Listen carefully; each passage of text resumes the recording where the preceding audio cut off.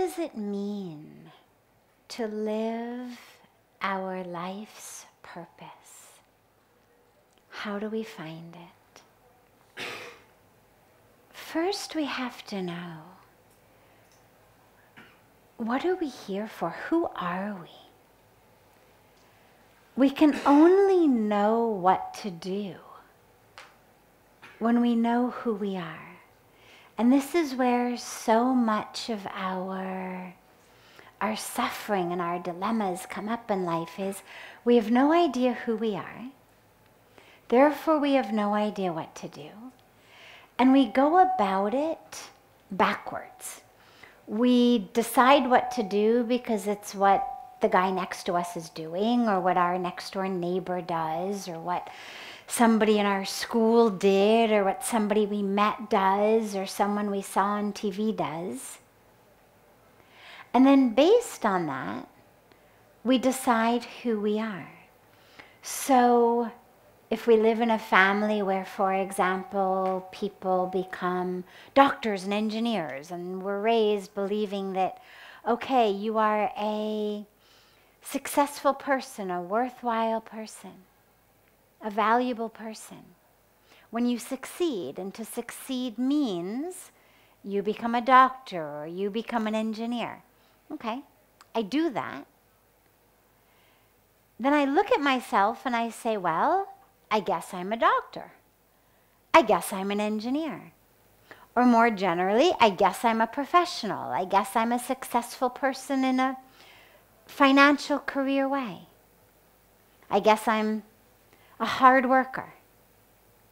Now, what we've done is we've actually gone backwards. We've done something, not based on who we are, but simply based on the culture that we live in, whether a family culture, a community culture, or a larger culture. And then based on what I do, we form an identity. The dilemma with this is, neither do we know what to do, nor do we know who we are. Now, of course, there's nothing wrong with being a doctor or an engineer. They're wonderful jobs. And as you'll see in a moment when I talk about purpose, you'll realize that being a doctor is great, being an engineer is great, being all kinds of professionals are great. Being anything that serves society is wonderful. But it's not who you are. And the dilemma with thinking that I am what I do is that it keeps us from discovering who we really are, but it also even can get a little bit more dangerous. So for example, when we're young, but not only young, but we'll take the example when we're young, we hang out with a certain group of people. Maybe that certain group of people does things that aren't exactly what our parents told us were the right things to do. Maybe it's a group of people who drink alcohol, or they take drugs, or they stay out too late partying, or they do things that maybe we were raised to believe are wrong things. So we hang out with those people, and we find that we may not do all of what they do, but maybe we start to do a little bit. Maybe we taste alcohol, or maybe we stay out a little bit too late one night, or maybe we try drugs. Well, then look what happens to the identity. The identity then says, oh, I am someone who drinks alcohol and does drugs. I am someone who does wrong things. When the opportunity, the question, the decision, the choice then arises next time, I do more of it because I've already identified as the type of person who does the wrong thing. And this is why, on a separate note, but it's worth mentioning here, I always encourage parents not to draw very thick lines between what we consider good and bad, particularly with regard to these sorts of social behaviors. Because what happens with our children, especially in these days with the modern world being what the modern world is, and so many people going abroad and going into other cultures, is they'll do something that is very small, that isn't such a big deal at all. But if in their mind they've been raised with the idea that that's a wrong thing to do, a bad thing to do, that only bad people do that, wrong type of people do that, then suddenly their identity becomes, oh, I am one of those types of people. I am the wrong type of people. I am the druggy type of people. I am the party type of people. Now, maybe they only went to one party. Maybe they only stayed out late one night. But now their whole identity is rooted in, I'm that type of person, because we judge ourselves based on what we've done. Now, where maybe they never would have done more, maybe they would have said, oh, you know what, the alcohol actually wasn't very good. I got kind of sick. I threw up. I woke up with a horrible headache. I never want to do that again. But if their identity has become the type of person who does these things, then I'm actually much more likely to keep doing them.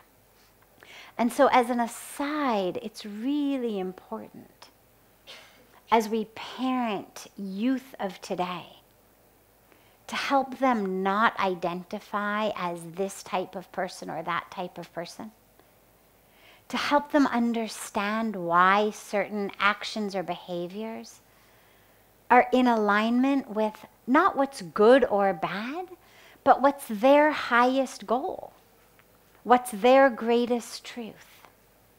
So that even if they do try something, even if they do something that we as parents would have preferred them not to do, they're able to come back and to say, yeah, I did that. But I'm not that type of person.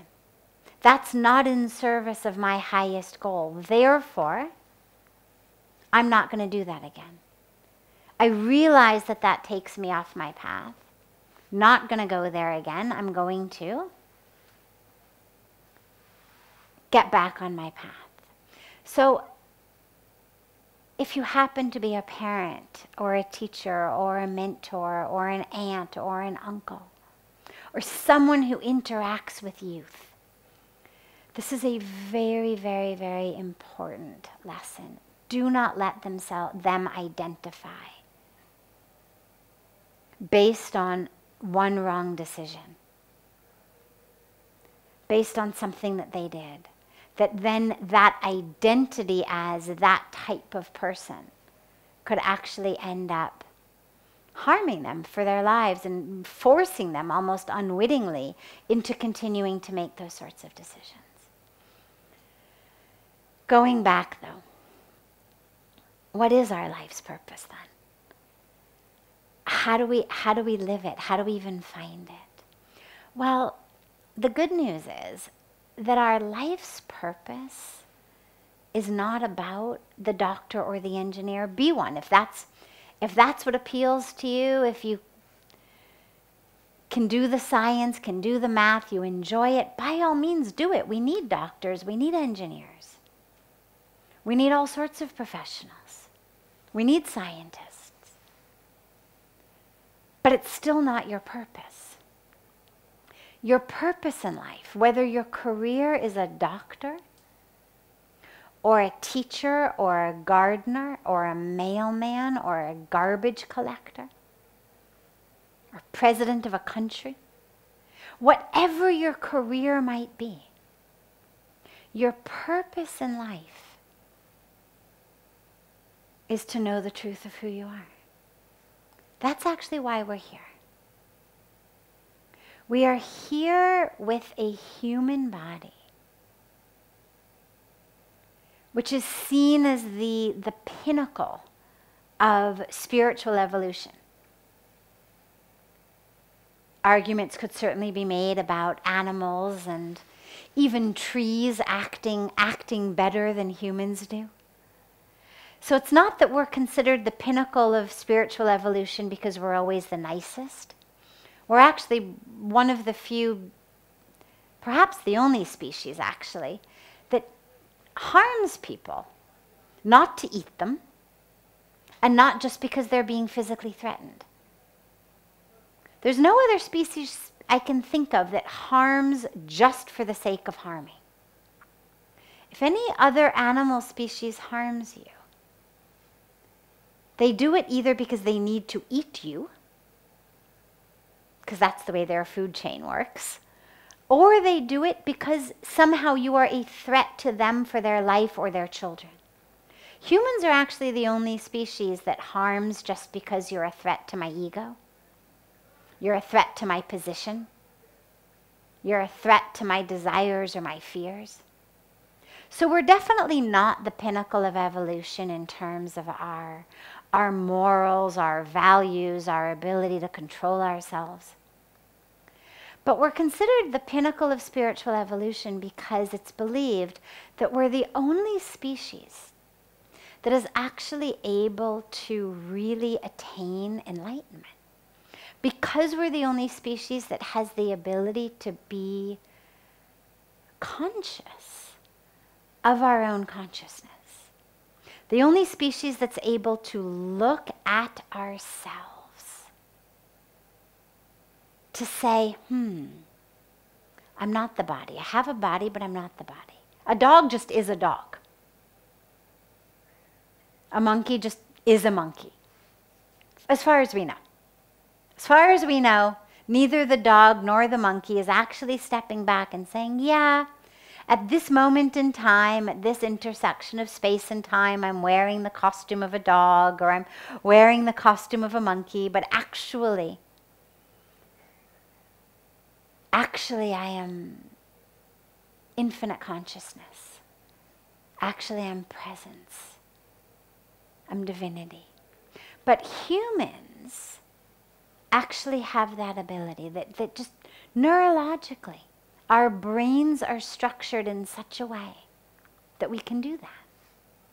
We then have the ability to control our minds. We don't always get it, but we have an ability to control our minds that enables us to say, all right, I'm going to sit tonight and I'm going to meditate. And I'm not going to stand up until I've had that experience of awakening. Or, slightly more gently, okay, I'm going to meditate every day until I get it. Maybe it won't be today. But I'm going to embark on that path because I know that that awakening is my highest truth. So humans are seen as that pinnacle of spiritual evolution because we have that ability. And that is our purpose. That is why we've been given this human birth, is to be able to have that experience, to be able to wake up. We don't all do it, but that's okay, because the universe is very patient. It's what we have the law of karma for in reincarnation. You don't do it this life, no problem. The universe is happy to wait for you to come back next life and do it next time. If you want to just use this one as eat, drink, and be merry, that's okay.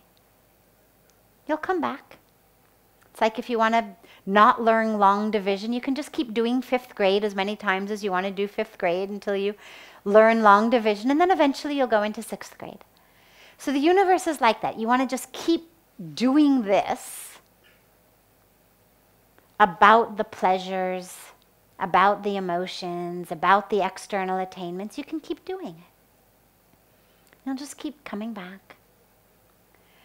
So our purpose, the highest purpose, is to realize who we are so that we don't have to keep coming back and doing it. The highest purpose of each grade in school, teachers of 5th grade could tell you exactly, here's what someone who graduates 5th grade is supposed to know. Here's what someone who graduates 6th grade is supposed to know. If you don't know these, we can't send you on. In the same way, Here's what someone who has been born as a human is supposed to experience. Oneness with the divine. An awareness, an experiential awareness of that oneness. Not just I read it or I heard it, but I know it. An awareness of my oneness with the divine, with all of consciousness. An awareness that there's nothing but God. Nothing but that energy, that consciousness, that love. Whatever term we use, it doesn't matter. Say soul, say spirit, say consciousness, say divinity. Doesn't matter what word we use. But that's ultimately our purpose. And so it doesn't matter for that what your career is. You can be an awake doctor. You can be a doctor mired in illusion. You can be an awake mailman. You can be a mailman mired in illusion. Either way.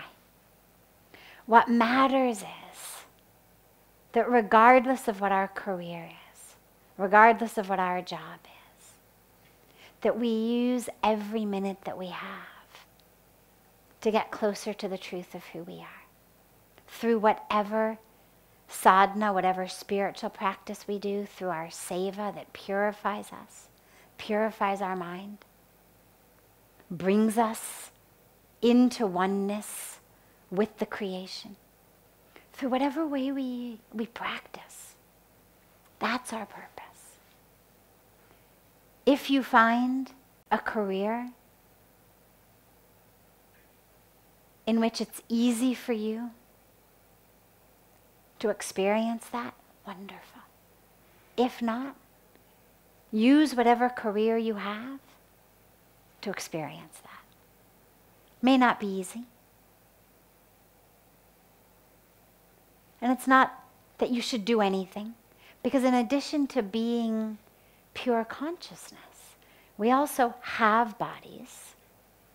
That's also true on just a different level, a different turn of the dial of the TV channels or the radio dial or however we imagine it. And in that physical form, in that body, in that wave form, there are values, there are ethics, there's teachings of dharma, of how we live, not just my individual dharma, but universal dharma. When we talk about Sanatan Dharma as an eternal way of life, well, what does it embody? It embodies non-violence, truthfulness, non-stealing. You look at the yamas and the niyamas of the path of yoga. These are the 10 commandments of a dharmic life. So we choose a career that, of course, is in alignment with our values, in alignment with our ethics, in alignment with the Dharma. Because that keeps us grounded, it keeps us anchored, it keeps us living dharmic lives. But our ultimate purpose is to know the truth of who we are.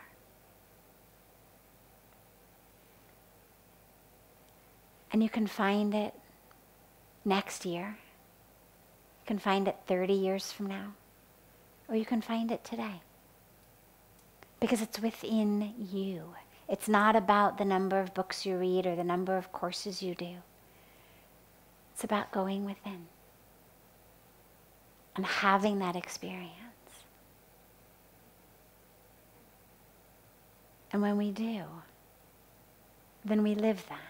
And whether we live it as a doctor, or we live it as an engineer, or we live it as a school teacher, or we live it as a mailman, or we live it as a garbage collector, we live it in all of these. And that's ultimately what we're here for. Because then as we move through the world, whether as the CEO or the window washer, we're moving through the world as divinity, oneness, soul, spirit, love, truth, interacting with divinity, soul, spirit, love, truth. Instead of body interacting with body, role interacting with role, drama interacting with drama, separateness interacting with separateness.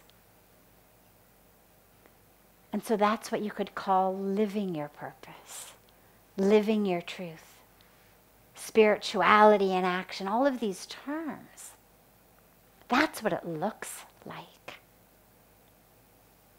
It's moving through the world from that place of knowing who I am.